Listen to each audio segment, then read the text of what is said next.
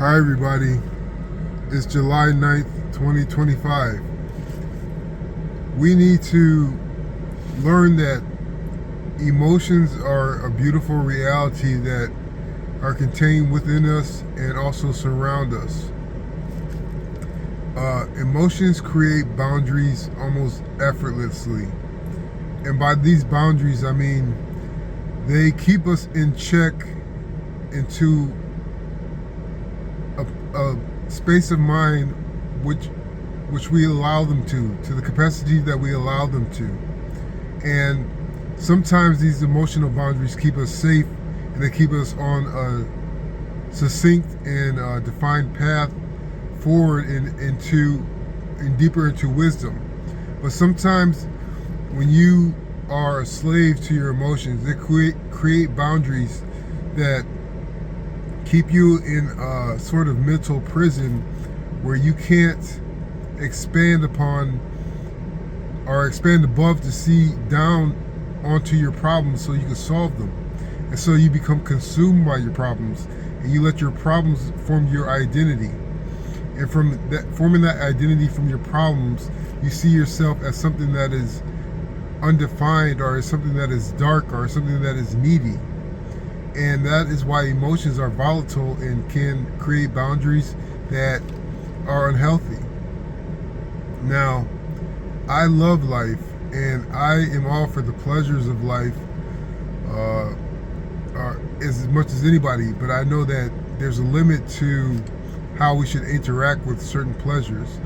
And it is good to feast on the pleasures of good feelings and good emotions and, light bearing emotions. Those are good to feed on. But to indulge unresponsibly leads to paying a price that often sours everything that has to do with that sort of emotional indulgence. So the simple answer would be to say that you should control your emotions. You should always use your intelligence, your wisdom, your mental facilities to keep your emotions in check. And that's all good and well to say to somebody, but it's not always that simple. What I have learned about emotions is that they are part of me. They are part of the reality of my inner and outer self, but emotions are more often well utilized as pointing arrows.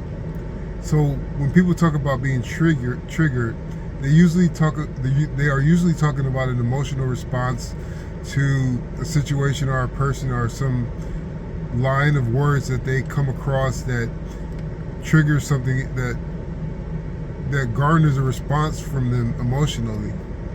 And they think that what triggered them is a truth because they take that emotional response as a truth. But this could also be just a conditioning that you have unknowingly participated in most of your life. That's why that certain trigger seems like you. That emotional response seems like it's really you. Well, all it is a conditioned groove that you have found yourself in throughout your life, your recent life, or your past life. So the way to harness the power of seeing and understanding emotional boundaries is to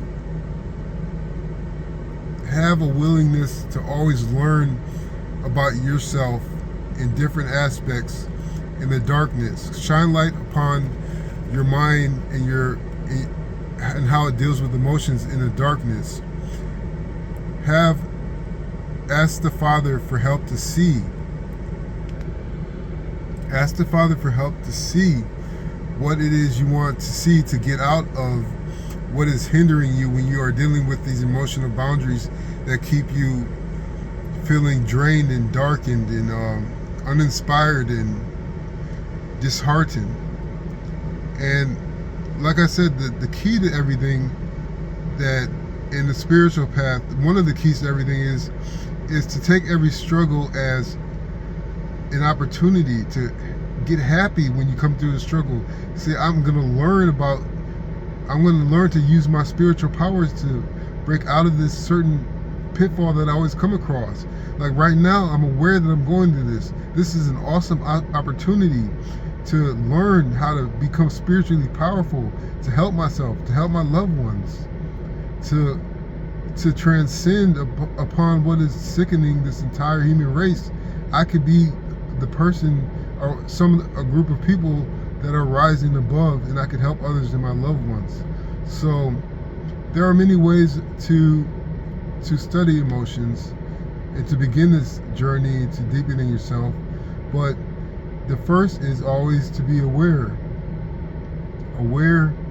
that the emotions that seem so heavy and so all-encompassing are inside of you and under your spiritual eye. It's under your spiritual eye. You're looking down upon it, down into it.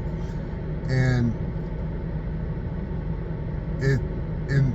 finding your center comes with having faith in God and really trying to understand what that means, to have faith and be centered in the Father. So I hope this helps. Thanks.